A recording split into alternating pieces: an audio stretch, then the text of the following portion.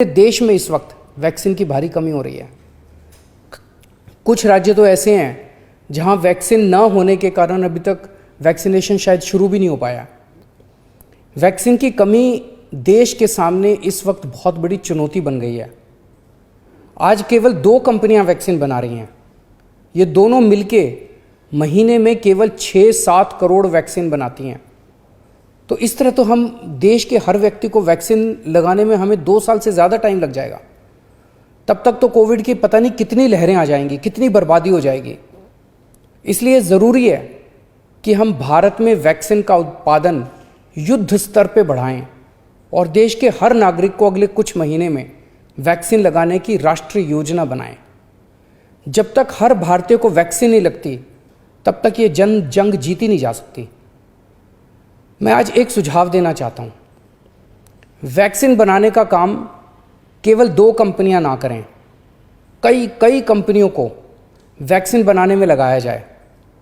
केंद्र सरकार इन दोनों कंपनियों से वैक्सीन बनाने का फार्मूला ले ले और उन सभी कंपनियों को दे दे जो सुरक्षित तरीके से वैक्सीन बना सकती हैं।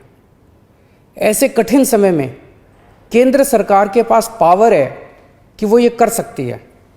वैक्सीन बनाने का फार्मूला सार्वजनिक करके उन कंपनियों को दे सकती है जो वैक्सीन बनाना चाहती हैं, और ये सुनिश्चित किया जाए कि भारत में जो भी प्लांट वैक्सीन बनाने में सक्षम है उन सब में वैक्सीन का उत्पादन होना चाहिए और हर भारतवासी को वैक्सीन लगनी चाहिए।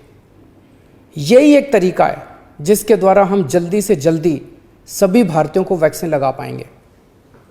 आपको याद हो, जब पहली लहर आई थी हमारे देश में पीपी किट की कितनी किल्लत थी, कितना संघर्ष करना पड़ता था पीपी किट लेने के लिए।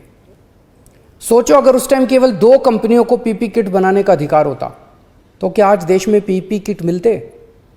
लेकिन ऐसा नहीं हुआ। आज कई भारतीय कंपनियां पीपी किट बना रही हैं। इसलिए हम किसी और पे पीपी किट के लिए निर्भर नहीं हैं। भारत में बेहतरीन इंडस्ट्रियलिस्ट हैं।